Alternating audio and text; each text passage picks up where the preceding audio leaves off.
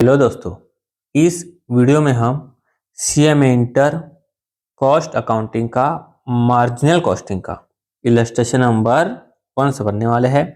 दोस्तों, जो illustration number 1 है वो है इम्पोर्टेंट, बड़े ध्यान से सुनना और समझना। ठीक है, करते स्टार्ट। अच्छा देखो, मैंने आंसर भी नहीं रखा है इसीलिए कि मैं आपको बनाकर दिखाऊंगा, क्योंकि हम डायरेक्ट आंसर पढ़कर चले जाते हैं, फिर एग्जाम में आंसर बनता नहीं है, हाथ से मतलब पेन तक नहीं चलती है ना। इसलिए मैं खुद बता रहा हूँ कि कैसे पढ़ना चाहिए आपको। क्वेश्चन स्टार्ट करते हैं। Maxwell limited produces a single product boost. ठीक है, the following figures rated to boost for the period 21-22। ये कंपनी बनाती है बूस्ट प्रोडक्ट और उससे संबंधित आपको इन्फॉर्मेशन दी हुई है 21-22 की। देखते हैं क्या क्या इन्फॉर्मेशन दी हुई है। यहाँ पे लिखा है एक्टिविटी लेवल 50% एक्टिविटी में सेल एंड प्रोडक्शन कितना है 400। 100% एक्टिविटी में कितना है 800। ठीक है, फिर क्या लिखा है यहाँ पर सेल्स कितना लिखा हुआ है 8 लाख है सेल्स, यहाँ पे 16 लाख है सेल्स। फिर लिखा है यहाँ पे प्रोडक्शन कॉस्ट, यहाँ पे वेरिएबल कितना है 320 और 640। फिक्स कितना है यहाँ पर 160 और 160। दोस्तों देखो, यहाँ पर आपको सेल्स भी लिखा हुआ है, यानी कि सेलिंग पूरा सेल्स लिखा हुआ है, नंबर ऑफ यूनिट भी लिखा हुआ है, तो यहाँ पर अपन सेलिंग प्राइस पर यूनिट निकाल सकते हैं आराम से। वेरिएबल के भी निकाल सकते हैं, वेरिएबल कॉस्ट पर यूनिट भी निकाल सकते हैं। ठीक है, तो निकाल लेते हैं, दिया हुआ है तो 8 लाख बाय 400 कितना आ गया यहाँ पर सेलिंग प्राइस पर यूनिट आ गया यहाँ पर 2000। समझ में आ रहा है ना, सेल्स माइनस यूनिट। वैसे वेरिएबल कॉस्ट में निकल जाएगा 320 बाय 400। 320 बाय 400 कितना आ गया 800, है ना, 800 रुपीज। तो आपको तो मालूम होगा कि भाई 2000 को इससे मल्टीप्लाई करेंगे तो ये आएगा, 2000 को 800 से मल्टीप्लाई करेंगे तो ये आएगा, 800 को इससे मल्टीप्लाई करेंगे तो ये आएगा, 800 को इससे मल्टीप्लाई करेंगे तो ये आएगा। मतलब कि वेरिएबल कॉस्ट क्या होती है, जैसे जैसे आपकी प्रोडक्शन बढ़ती है या घटती है तो वेरिएबल कॉस्ट उसके अकॉर्डिंगली चेंज होती है। और यहाँ पे क्या लिखा है देखो, फिक्स कॉस्ट। फिक्स कॉस्ट क्या होती है, हर एक पीरियड में क्या रहती है सेम रहती है। देखो, आपकी फिक्स कॉस्ट कितनी है 160। अगर आप प्रोडक्शन करोगे 400 यूनिट का तो फिक्स कॉस्ट कितनी रहेगी 160।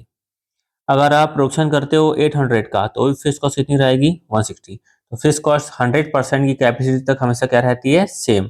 100% कैपेसिटी तक फिक्स कॉस्ट क्या रहती है सेम। तो अगर लास्ट 100% कैपेसिटी है, यहाँ फिक्स कॉस्ट यहाँ तक कितनी रहेगी 160। फिर लिखा है सेलिंग एंड डिस्ट्रीब्यूशन कॉस्ट, ये भी लिखा है वेरिएबल, ये भी लिखा है फिक्स्ड। तो वेरिएबल मालूम है अपन को, कैसे निकालेंगे अपन, same to same 160 by 400। 160 by 400 कितना आ गया ₹400। और अब चाहो तो 320 बाय 800 करोगे तो वही आंसर आएगा, है ना, क्योंकि वेरिएबल कॉस्ट तो पर यूनिट हमेशा सेम रहती है, मालूम है ना। वेरिएबल कॉस्ट जो है वो पर यूनिट हमेशा क्या रहती है सेम रहती है। इस बात आपने वैसे भी 12th में पढ़ा होगा और सीए में तो पढ़ा ही है। आप इलस्ट्रेशन देखने आए हो, मतलब ये सब आपको आता ही है, इसलिए मैं ज़्यादा खींच नहीं रहा हूँ। और फिक्स तो आप देख चुके 240, यानी 400 यूनिट बनाओगे तो भी 240 और 800 यूनिट बनाओगे तो भी 240। क्लियर है अच्छे से। आगे देखते हैं। Normal level of activity for the year is 800 unit. ये बोल रहा है पूरे साल भर की नॉर्मल लेवल ऑफ एक्टिविटी कितनी थी 800 थी। ठीक है, fix cost are incurred evenly throughout the year. इसका मतलब क्या हो रहा है दोस्तों, जैसे कि मान लो फिक्स कॉस्ट एग्जांपल ले रहा हूँ ना, फिक्स कॉस्ट है मान लो साल भर की 120, और साल भर में कितना महीना होता है 12 महीना होता है साल भर में। तो हर महीने का बोल रहे हैं कि भाई हर महीने का कितना लगा 10,000 लगा, इवनली लगा हर महीने का। क्वार्टर होता तो क्या होता दोस्तों 120, और क्वार्टर मतलब कितना होगा यहाँ पर 4 क्वार्टर होगा, यानी कि कितना हो जाएगा यहाँ पर 30,000 होगा पर क्वार्टर, 30,000 होगा पर क्वार्टर। तो इसका ये मतलब ये होता है कि इवनली है हर क्वार्टर में। क्लियर है। लिखा and actual fix cost are same as budget, यानी कि हमने एक्चुअल में जितना फिक्स कॉस्ट सोचा था उतना ही बजट में भी लगा, जितना हमने फिक्स कॉस्ट सोचा था उतना ही बजट में लगा। अब देखो कई सारे बच्चे बोलते क्या सर, हमको तो मालूम है ना कि कितना रेंट लगने वाला है, तो उसमें और बजट में अंतर क्या होगा, ना एक्चुअल बजट तो सेम रहेगा, मालूम है भाई कितना रेंट लगने वाला है उतना ही बजट में लगेगा। क्या सर ये क्यों लिखा हुआ है। अरे मेरे भाई, अरे मेरे भाई, यहाँ पर सिर्फ रेंट वगैरह की बात नहीं होती भाई, फैक्ट्री में रिपेयर होता है, मेंटेनेंस होता है। क्लियर है। मान लो रेंट तो चलो आपको मालूम है कि भाई साल भर का सेम टू सेम रहेगा 1 लाख। मशीन का ब्रेकडाउन ज्यादा हो गया तो रिपेयर करना पड़ेगा, बार मेंटेनेंस करवाना पड़ेगा, तो ये चेंज हो सकता है कि नहीं हो सकता, हो सकता है ना। तो रिपेयर मेंटेनेंस भी प्रोडक्शन के हिसाब से काम करता है कि नहीं करता, इसीलिए यहाँ पे लिखा हुआ है। क्लियर है। चलो या कई बार बच्चे ना पूरा कॉन्सेप्ट समझता नहीं है और फिर बोलता है। चलो फिर क्या लिखा हुआ है, there was no stock of boost at the beginning of the year, और साल भर की शुरुआत में किसी भी तरह का स्टॉक नहीं था। ठीक है, फिर क्या लिखा है, इन द फर्स्ट क्वार्टर में कितना लिखा है, 220 यूनिट्स वर प्रोड्यूस्ड, यानी कि यहाँ पे तो अभी तो साल की शुरुआत हुई है, ये बोल रहा है कि पहले क्वार्टर में 220 यूनिट को बनाया गया। ठीक है, और 160 यूनिट को बेचा गया। मतलब 220 को बनाया गया, 160 को बेचा गया, मतलब 60 का क्या बच गया, क्लोजिंग स्टॉक बच गया। ये मतलब हो रहा है 60 का क्या बच गया, क्लोजिंग स्टॉक बच गया। इन्फॉर्मेशन आपको समझ में आई? तो वापस अब क्वेश्चन में क्या दिया हुआ है, सेल्स एंड प्रोडक्शन की यूनिट दी हुई है, सेल्स दिया हुआ है, प्रोडक्शन कॉस्ट दिया हुआ है, दोनों में वेरिएबल है, फिक्स जो है, सेलिंग दिया हुआ है, वेरिएबल है और फिक्स है। और अब लिखा हुआ था एक्टिविटी कितना है, 800 है, और सब कुछ फिक्स कॉस्ट चला है थ्रू आउट द ईयर में, सब कुछ सेम रहा है। फिक्स कॉस्ट बजट की जितना ही है, साल की शुरुआत में कोई भी स्टॉक नहीं था, 220 को बनाया गया, 160 को बेचा गया, यहाँ तक लिखा हुआ है। फिर क्या लिखा है, what would be fixed production cost, fixed production cost क्या होगी, फिक्स्ड प्रोडक्शन कॉस्ट क्या होगी, absorb by boost if absorption costing is followed. अगर हम अब्सॉर्प्शन कॉस्टिंग को फॉलो करेंगे, तो फिक्स्ड प्रोडक्शन कॉस्ट कितना अब्सॉर्ब करेगा। तो दोस्तों देखो मैं बता दूं, दो कॉस्टिंग होती है, आपको मालूम होगा, एक होती है मार्जिनल, ठीक है, एक होती है अब्जॉर्प्शन। तो दोस्तों जो मार्जिनल कॉस्टिंग में जो स्टॉक की वैल्यू की जाती है, मार्जिनल कॉस्टिंग में जो स्टॉक की वैल्यू की जाती है, ये की जाती है वेरिएबल कॉस्ट के बेसिस पर। ठीक है, वेरिएबल कॉस्ट के बेसिस पर स्टॉक की वैल्यू के लिए हम लोग क्या लेते हैं, वेरिएबल कॉस्ट पर यूनिट। जब अब्जॉर्प्शन की बात आती है तो हम लोग क्या लेते हैं, variable cost per unit plus हम लोग क्या करते हैं, फिक्स कॉस्ट पर यूनिट।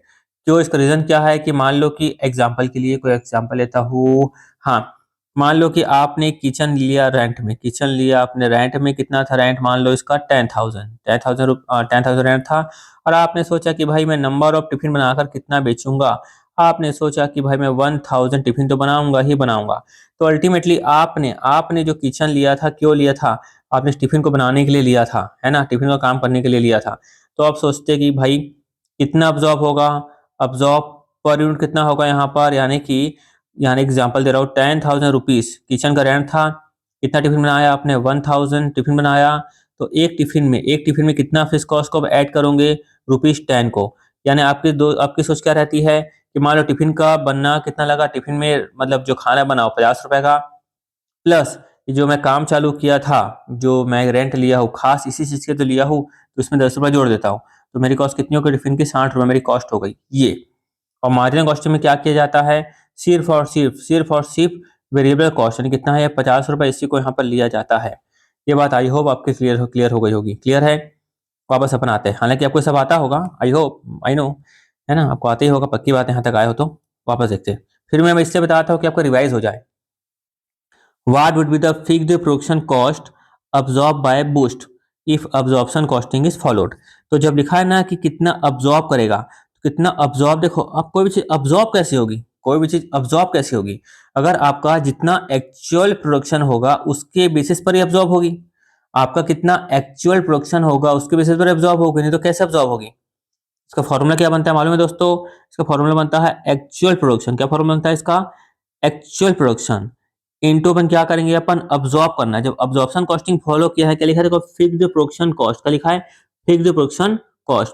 तो क्या लिखेंगे अपन, फिक्स्ड ओवरहेड अब्जॉर्प्शन रेट लिख सकते हैं, या फिक्स्ड कॉस्ट अब्जॉर्प्शन रेट लिख सकते हैं, फिक्स्ड ओवरहेड अब्जॉर्प्शन रेट, ऐसा अपन लिख सकते हैं। ठीक है, या फिर लिख सकते हैं fixed production cost absorption rate, जो भी चाहो लिख सकते हो, है ना, fixed production production cost absorption rate, जो क्वेश्चन लिखा है मैं वो लिख दे रहा हूँ, चलो, ताकि आपको फ्यूचर में प्रॉब्लम ना हो। तो एक्चुअल में कितना प्रोडक्शन हुआ, 220 हुआ, ये लिखा है 220, है ना। आपको सबको लॉजिक बताऊंगा, बस सुनो और समझो। अब देखो, फिक्स्ड प्रोडक्शन अब्जॉर्प्शन रेट समझना, इसका फॉर्मूला क्या होगा और फॉर्मूला क्यों बना है। जो फैक्ट्री थी मैक्सवेल लिमिटेड, इसने क्या सोचा था, इसने ये सोचा था कि भाई 1,60,000 का रेंट लग रहा है, और 1,60,000 का रेंट लग रहा है तो मैं कितना यूनिट को बनाऊंगा, 800 यूनिट को बनाऊंगा। 1,60,000 रेंट लग रहा है तो कितने यूनिट को बनाऊंगा, 800 यूनिट को बनाऊंगा। यानी कि एक यूनिट में कितना खर्चा लगा, तो यहाँ पे लिखता हूँ मैं फिलहाल के लिए, इसका फॉर्मूला लिख लेता हूँ मैं, प्रोडक्शन कॉस्ट फिक्स्ड है ना। यानी फिक्स्ड प्रोडक्शन कॉस्ट लिख लेता हूँ, फिक्स्ड प्रोडक्शन कॉस्ट।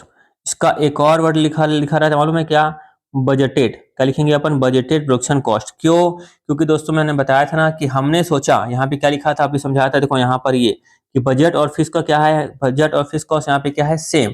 कई बार हम लोग बजट सोचते हैं, वो एक्चुअल में हो नहीं पाता, दैट्स वाई एक्चुअल कॉस्ट अलग आ जाती है। इसलिए यहाँ पे लेंगे बजटेड फिक्स कॉस्ट, बाय लिखेंगे अपन बजटेड आउटपुट। क्या लिखेंगे अपन, budgeted output, budgeted output, budgeted output.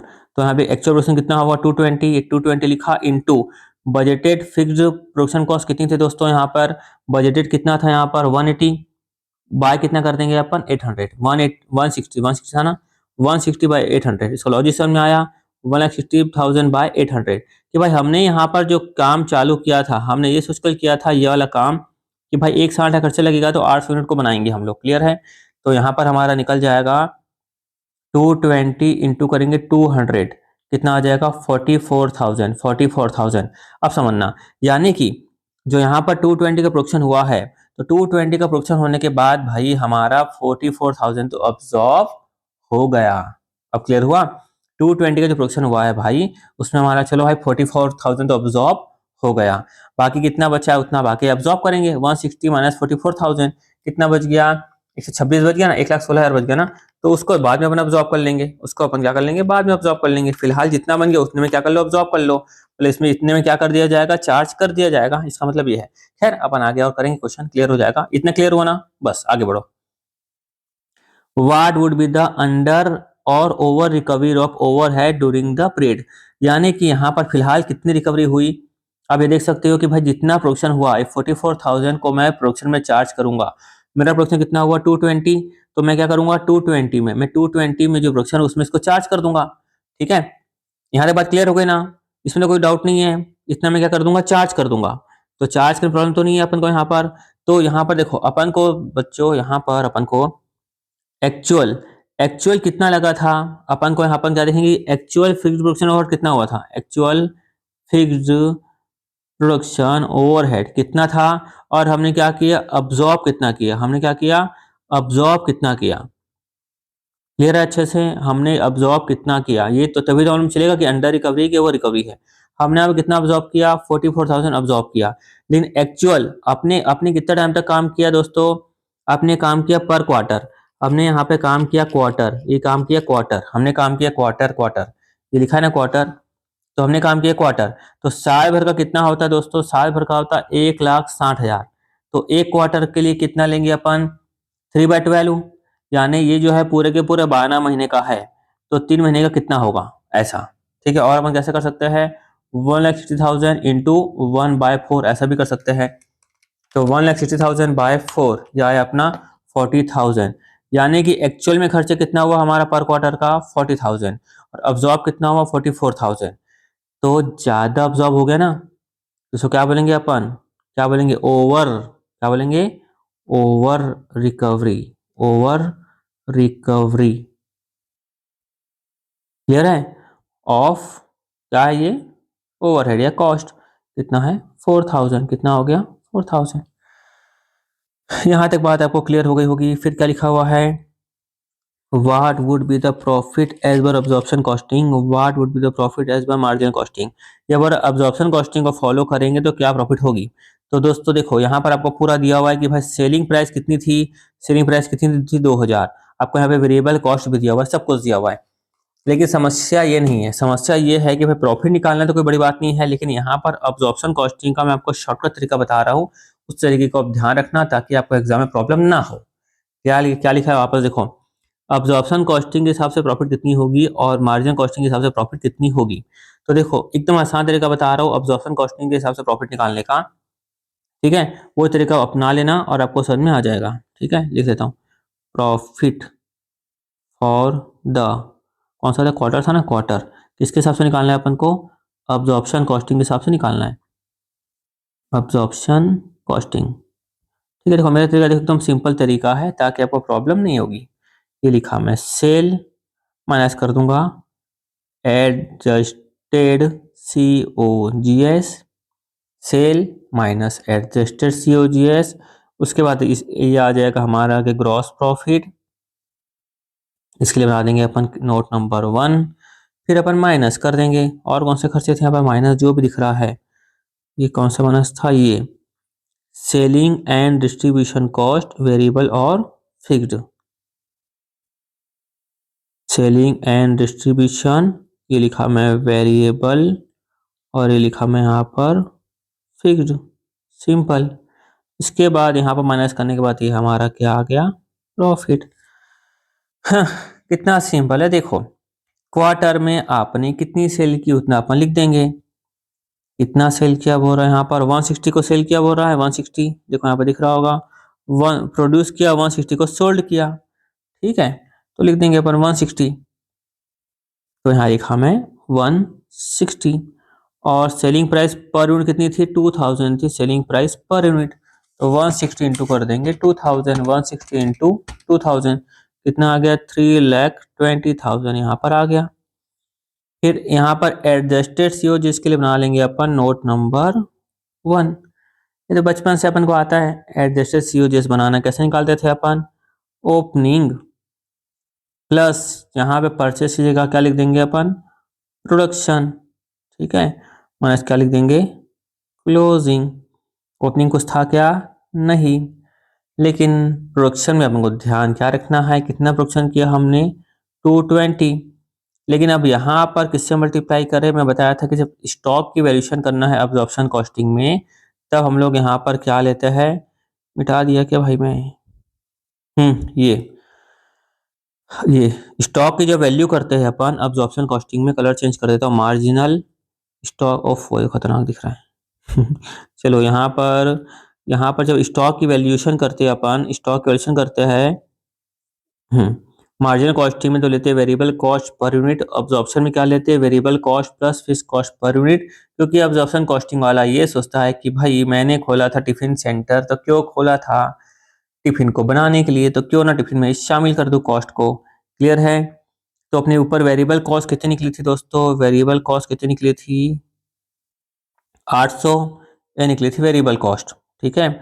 और हमने निकाला था 200 को, क्या निकाला था हमने, फिक्स कॉस्ट पर यूनिट। तो दोनों को अपन ऐड कर देंगे, 800 और 200, 800 प्लस 200 कितना हुआ, ये दोनों को मिला के 1000। तो 220 इंटू किया अपन 1000, ये हो गया अपना 2,20,000। क्लियर। माइनस कर देंगे क्लोजिंग। क्लोजिंग कितना कर देंगे अपन, 60 बच गया था क्लोजिंग, समझ में आया कैसा, क्योंकि 220 तो हमने क्या किया, प्रोडक्शन, और सेल कितना हुआ, सेल हुआ 160, कितना बच गया क्लोजिंग में 60। तो क्या लिखेंगे दोस्तों, 60 इंटू कितना करेंगे 1000, कितना हो जाएगा 60,000, ठीक है। तो कितना आ जाएगा यहाँ पर 1,60,000, ये आ गया अपना COGS। लेकिन प्यारे दोस्तों एक समस्या क्या है मालूम है आपको, यहाँ पर एक समस्या क्या है यहाँ पर, कि यहाँ पर ध्यान देना, यहाँ पर क्या किया गया है मालूम है, ओवर रिकवरी। हमने ग्राहक से ज्यादा रिकवरी कर ली है।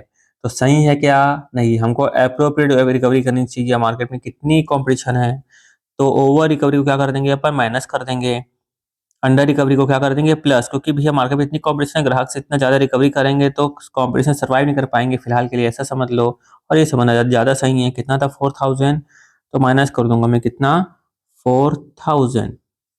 तो गलती यहाँ पे, यहाँ भूल जाते हैं मतलब बच्चे, और कुछ नहीं, यहाँ कितना आ जाएगा 1,56,000। क्लियर। लिख देता हूँ यहाँ पर कितना हो गया, 1,56,000। देख लो वापस एक बार, ओपनिंग कुछ था नहीं, प्रोडक्शन कितना किया 220, रेट कौन सा लेंगे अपन यहाँ पर, variable cost per unit plus fix cost per unit. 220 आ गया, क्लोजिंग कितना बच गया 60। क्लोजिंग की वैल्यूएशन भी कैसे करेंगे, ऐसे ही करेंगे अपन, variable cost plus fix cost per unit, ऐसा COGS माइनस कर देंगे अपन, ओवर रिकवरी कितना आ गया, 5,60,000 आ गया अपना प्रॉफिट, मतलब 5,60,000 आ गया अपना, इसको बोलेंगे अपन एडजस्टेड, एडजस्टेड COGS। यहाँ में लिख दिया एडजस्टेड COGS। तो 3,20,000 माइनस 1,56,000, यहाँ आ गया अपना 1,64,000, ये क्या आ गया, ग्रॉस प्रॉफिट।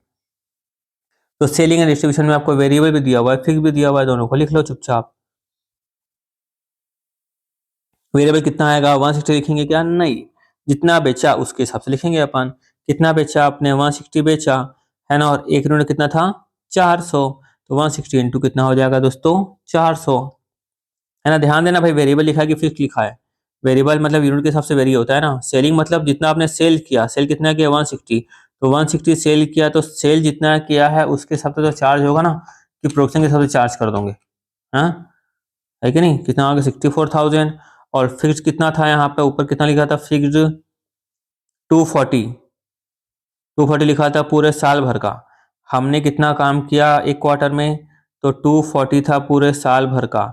यानी कितना निकालेंगे अपन, 3 महीने का यानी एक क्वार्टर का। तो 240 इंटू 3/12 या 1/4 भी कर सकते हैं, 60,000 कर देंगे माइनस। कितना आ जाएगा, 164 माइनस 64, 1 लाख, 1 लाख माइनस 60,000 कितना बचा, 40,000। ये आ गया profit as per absorption costing. Clear है। कितना, देखो छोटा सा फॉर्मूला है, और सीओजीएस तो निकालना आपको आता ही है, ये आप आराम से निकाल ले यहाँ तक सीओजीएस। आपको बस इतना सा ध्यान रखना है इसका। तो फॉर्मूला देखो, वापस फॉर्मूला को याद कराता हूँ। क्या करेंगे, अब्जॉर्प्शन कॉस्टिंग के हिसाब से ध्यान देना। पहली बात ये ध्यान देना, अब्जॉर्प्शन कॉस्टिंग में, अब्जॉर्प्शन कॉस्टिंग पहली बात ये ध्यान देना दोस्तों, कि जब स्टॉक की वैल्यू करेंगे अपन, स्टॉक की वैल्यू करेंगे तो क्या लेंगे भाई, variable cost per unit plus fix cost per unit. पहली बात ये अच्छे से समझ लो। क्लियर है। फिलहाल पूरा ध्यान है मेरा अब्जॉर्प्शन कॉस्टिंग में। अब यहाँ पे क्या करेंगे दोस्तों, यहाँ लिखा मैं सेल्स माइनस क्या करूंगा मैं, एडजस्टेड। जहां पर यहाँ पे लिखा एडजस्टेड सीओजीएस, सीओजीएस निकालना तो आता है। एडजस्टेड के लिए क्या ध्यान देना है अपन को, अंडर रिकवरी और ओवर रिकवरी। ओवर रिकवरी मतलब ग्राहक से हमने ज्यादा ले लिया है, ज्यादा ले लिया है, ज्यादा ले लिया है, तो क्या कर देंगे, माइनस। कई सारे बच्चे ऐसा स्टाइल से वो भी करते हैं, क्या बोलते हैं, याद। एक तरीका है, एक बच्चे याद किया था, मेरे को बता रहा सर मैं ऐसा से याद किया हूँ। बोला सर पहले मैं किया प्लस, फिर मैंने किया माइनस। मैं बोला ठीक है। उसने क्या बोला, सर देखो बचपन से सीखे प्लस माइनस, तो मुझे रटना भी नहीं पड़ा कि भाई पहले सीखा होता है प्लस फिर होता है माइनस। फिर सर मैंने क्या लिखा मालूम है, शुरू में शुरुआत होती छोटे से, तो यहाँ पे सर अंडर रिकवरी, यहाँ पे सर ओवर रिकवरी। ठीक है, तो सर अंडर रिकवरी है तो क्या करेंगे प्लस, ओवर रिकवरी तो क्या करेंगे माइनस। एक बच्चे ने ऐसा याद किया। भाई कॉमन सेंस ये है ना भाई, ज्यादा रिकवरी कर लिए तो कॉम्पिटिशन का जमाना है कि ज्यादा रिकवरी क्यों कर रहे हो, फंस जाओगे, माइनस कर दो। तो आप चाहो तो ऐसा भी याद कर लो, चाहे तो तरीका बताया वैसे याद कर लो। तो चलो वापस आते हैं यहाँ पर, से माइनस करेंगे एडजस्टेड सीओजीएस। सीओजीएस निकालना बचपन से आता है, एडजस्टेड का ध्यान रखना। तो पहली बात आपको ये ध्यान रखना है, दूसरा इस फॉर्मूले का ध्यान रखना है। सेल माइनस सीओजीएस तो आता ही है बचपन से निकालना अपन को, ठीक है। तो क्या आता है यहाँ पे, जीपीए तो अपन को आता ही है। फिर माइनस कर देंगे बाकी के खर्चे जो इस क्वेश्चन में लिखे हुए, उस खर्चे को लिख देंगे अपन, है ना। और ये ऐसे ही क्वेश्चन आपको एग्जाम में इस तरह के क्वेश्चन आएगा। तो सेलिंग एंड डिस्ट्रीब्यूशन ओवरहेड का बाकी माइनस कर देना। एक वेरिएबल था, एक फिक्स था, ये कर दिया पर माइनस। ये एक आ गया अपना दोस्तों, क्या आ गया, नेट प्रॉफिट। क्या बोलेंगे तो प्रॉफिट, जो बोलना है बोलो। क्लियर है अच्छे से, यहाँ तक तो कोई डाउट नहीं होना चाहिए। अब चलो अपन चलते हैं मार्जिनल कॉस्टिंग के हिसाब से, ठीक है। क्या निकालेंगे, प्रॉफिट जो है ना, कब, किसी क्वार्टर किसी ना, हाँ, profit, profit for the quarter, किसके हिसाब से, मार्जिनल कॉस्टिंग के हिसाब से। हम्म, क्या है, ध्यान रहता है समझाने में तो राइटिंग अच्छी नहीं बन पाती कई बार। चलो, तो यहाँ पे क्या करेंगे मालूम है, से लिखा, ठीक है, माइनस क्या करेंगे अपन। एक बात मैं आपको पहले छोटा सा क्रक्स में बताता हूँ, इसका फॉर्मेट क्या बनता है मालूम है। इसका फॉर्मेट आता है सेल माइनस की अपन वेरिएबल कॉस्ट, ये आता है अपना कंट्रीब्यूशन, ये तो आता भी होगा, हो सकता है आपको, आप देख रहे हो तो वीडियो, माइनस करेंगे फिक्स कॉस्ट, तो ये आता है अपना प्रॉफिट। तो यहाँ पर क्या आता है दोस्तों, अब्जॉर्प्शन कॉस्ट। यहाँ पे जो अपन स्टॉक की वैल्यू करते हैं ना, सिर्फ और सिर्फ किस में करते हैं, वेरिएबल कॉस्ट में। यहाँ पर जब हम लोग करेंगे स्टॉक की वैल्यू, बताया था ऊपर में भी, यहाँ जब स्टॉक की वैल्यू करेंगे तो सिर्फ और सिर्फ क्या लेंगे दोस्तों, वेरिएबल कॉस्ट को लेंगे। क्लियर है। तो सेल माइनस वेरिएबल कॉस्ट, ये आता है कॉन्ट्रीब्यूशन, माइनस करेंगे फिक्स कॉस्ट, तो आता है प्रॉफिट। ठीक है। तो दोस्तों यहाँ पर अपन को अच्छे से मालूम है कि अब अपन देखो इस क्वेश्चन के हिसाब से करते हैं ना, इस क्वेश्चन के हिसाब से यहाँ पर मैं लिखा सेल, यहाँ पर आ जाएगा सेल। अब यहाँ पे वेरिएबल कॉस्ट क्वेश्चन में दो थी, यहाँ पर क्वेश्चन में वेरिएबल कॉस्ट दो थी। कौन कौन सी दो वेरिएबल कॉस्ट थी आप देखोगे क्वेश्चन में, आपको देखिएगा दो वेरिएबल कॉस्ट थी ये। एक था वेरिएबल प्रोडक्शन कॉस्ट, ठीक है, एक था वेरिएबल प्रोडक्शन कॉस्ट, एक था variable selling and distribution. Variable production, एक था वेरिएबल सेलिंग एंड डिस्ट्रीब्यूशन। तो भाई दोनों वेरिएबल को माइनस कर देंगे ना, वेरिएबल वेरिएबल एक एक जगह, वेरिएबल वेरिएबल एक जगह, तो लिख देंगे। तो यहाँ पे पहले देखो क्लोजिंग स्टॉक तो बच गया था, इसलिए अपन क्या लिखना चाहिए अपन को दोस्तों, यहाँ पर माइनस ऐसे लिख दो, चलो वेरिएबल ऐसे लिख देता हूँ मैं, वेरिएबल ऐसे लिख देता हूँ मैं COGS, और लिख देता हूँ सेलिंग एंड डिस्ट्रीब्यूशन, ऐसा तो भी चलेगा। उसके बाद दोनों को माइनस करने के बाद क्या आता है दोस्तों, कंट्रीब्यूशन, ये लिखा मैं कंट्रीब्यूशन। फिर यहाँ पे क्या आता है दोस्तों, फिक्स्ड था, फिक्स्ड, ये लिख दिया मैं फिक्स्ड। फिक्स्ड में क्या था, फिक्स्ड एक था प्रोडक्शन कॉस्ट, और एक क्या था दोस्तों, fixed selling and distribution cost. इतनी सी तो बात है, चलो बड़े आगे। सिंपल सिंपल सी बात है। कितना, अच्छा सेल कितना किया था, 160 यूनिट का सेल किया था ना, और एक यूनिट का कितना था सेल, 2000 था ना, देखो 2000 है ना, एक यूनिट को बेचा था 2000 में। उसके बाद वेरिएबल कॉस्ट कितना था, 800, ये था 400। चलो आपके सामने बुक है तो बुक भी देखते रहो, है ना। ये था यहाँ पर 2000, 16 दूनी 32, 3,20,000, ठीक है। अब यहाँ पे क्या लिखा है, COGS, COGS मतलब हमको मालूम है, निकालना आता है COGS, कोई प्रॉब्लम वाली बात इसमें भी नहीं है। कोई प्रॉब्लम है कि इसमें, बचपन से आता है ना COGS निकालना। चलो COGS, यहाँ पर अपन डायरेक्ट भी कर सकते हैं ना, डायरेक्ट करें तो वो आंसर आएगा। स्टॉक की वैल्यू वेरिएबल कॉस्ट में होती है, यहाँ बेचे 160, समझ ना, मैचिंग कॉन्सेप्ट पढ़ते थे ना अकाउंट में, वही तो है यार। 160 यहाँ पे लिखा ना मैं, लिखा ना 160, 160 बेचा तो कॉस्ट भी कितने के लूंगा, 160 के लूंगा, 160 इंटू 800 है ना, मस्त। और सेलिंग एंड डिस्ट्रीब्यूशन कितने के लूंगा, 160 इंटू कितना निकाला था ऊपर में 400, सिंपल। तो 16 अट्ठे 128, 16 चौक 64, माइनस कर दूंगा दोनों को, 320 माइनस 128 माइनस 64, ये आ गया अपना 128 आ रहा है क्या, ये 320 120 64, 1,20,000। और फिक्स्ड का प्रोडक्शन कॉस्ट और सेलिंग एंड डिस्ट्रीब्यूशन कॉस्ट निकाल लेंगे अपन, कब का निकाल लेंगे, क्वार्टर का। तो देखो ये था पूरे साल भर का 160, पूरे साल भर का 240, तो 4 से डिवाइड कर देंगे, 160 240 160, और ये था अपना 240। 3/12 भी कर सकते हैं, और इसको अपन क्या कर सकते हैं, 1/4 भी कर सकते हैं। ऐसे ही 3/12 भी कर सकते हैं और 1/4 भी कर सकते हैं। चलो 160/4, ये आ गया अपना 40,000। उसके बाद 240/4, ये आ गया 60,000। 1,00,000 दोनों को ऐड करके आ गया 1,00,000 माइनस 28 कितना आ गया, 28,000। ये दोस्तों हमारा क्या आ गया, ये आ गया दोस्तों हमारा प्रॉफिट। इसको निकालना चाहो तो आप नोट नंबर 1 करके निकाल के दिखा सकते हो, नो प्रॉब्लम, है ना। इसमें कोई प्रॉब्लम वाली बात ही नहीं है कि भाई ये कैसा आया, ओपनिंग कुछ था क्या यहाँ पर, ओपनिंग नहीं। फिर प्रोडक्शन कितना था यहाँ पर 220, इंटू रेट कितना था यहाँ पर 800, ये लिखा मैं 800, तो 220 इंटू 220 इंटू 800, ये आ गया 1,76,000। फिर क्या लिखूंगा, माइनस करूंगा मैं क्लोजिंग को, कितना था 60 था ना, इंटू 800, 60 इंटू 800 कितना हुआ 48,000 माइनस 176, ये आ गया अपना 1,28,000।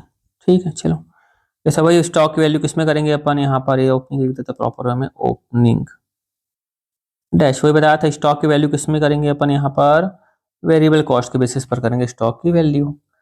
कितना सिंपल सा था क्या समझा रहा हूं मैं तुम लोगों को, है ना। एक बार आंसर मैच कर लो। पहला आंसर क्या था, fixed production overhead cost absorb, कितना अब्जॉर्ब निकाले थे 44,000। इसका तरीका अलग है, अपना तरीका अलग है ना। इसलिए इन लोग तो क्या राइटर है, इनको मालूम है कि आंसर क्या है। दूसरा अंडर रिकवरी, ओवर रिकवरी कितना आया था 4,000। फिर उसके प्रॉफिट अब्जॉर्प्शन कॉस्टिंग में कितनी आई थी 40,000। मार्जिनल कॉस्टिंग में कितनी आई थी 28,000। अब दोस्तों कुछ कुछ बच्चों को डाउट रहते हैं। पहला डाउट, सर प्रॉफिट इसकी आई अब्जॉर्प्शन कॉस्टिंग के हिसाब से 40,000, सर इसके हिसाब से आई 28,000, क्या कारण है इसका। अरे मेरे भाई, जब अब्जॉर्प्शन कॉस्टिंग बनाते हो तो आप स्टॉक की जब वैल्यू करते हो, यहाँ पे क्या लिखते हैं, variable cost per unit plus fix cost per unit. इससे आपकी जो क्लोजिंग स्टॉक की वैल्यू क्या हो जाती है, ज्यादा। क्लोजिंग स्टॉक की वैल्यू क्या हो जाती है, ज्यादा। और दोस्तों क्लोजिंग स्टॉक कहाँ पर आता है, डेबिट में कि क्रेडिट में, क्रेडिट में। तो क्रेडिट ज्यादा रहेगा तो प्रॉफिट भी तो क्रेडिट है, तो भी प्रॉफिट भी क्या रहेगी, ज्यादा। और इसके रिस्पेक्ट में यहाँ पर हम लोग सिर्फ और सिर्फ लेते हैं वेरिएबल कॉस्ट को, फिक्स कॉस्ट लेते हो क्या, नहीं। दैट्स वाई इसकी वैल्यू उसके कंपेरिजन में कम आती है। और बच्चों को एक special doubt, sir marginal costing में अंडर रिकवरी और रिकवरी क्यों नहीं आया? अरे भाई मार्जिनल कॉस्टिंग में हम लोग फिक्स्ड प्रोडक्शन कॉस्ट को प्रोडक्ट में चार्ज करते ही नहीं, हम लोग खाली यहाँ पे क्या लेते हैं, वेरिएबल कॉस्ट। प्रोडक्शन को, प्रोडक्ट यानी कि फिक्स्ड को तो हम लोग क्या मानते हैं, वेरिएबल कॉस्ट। उसको हम लोग फिक्स्ड को तो हम लोग क्या मानते हैं, पीरियड कॉस्ट। क्या मानते हैं, पीरियड कॉस्ट।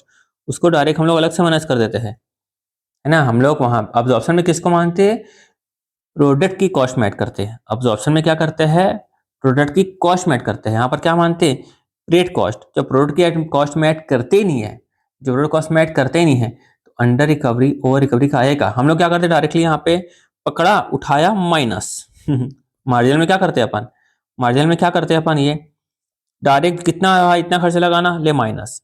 लेकिन वहां पर तो हम प्रोडक्शन में चार्ज करते हैं, फिर देखते हैं कि भाई अंडर चार्ज हुआ कि ओवर चार्ज हुआ, ऐसा। क्लियर है अच्छे से? इतने डाउट आते हैं बच्चे के।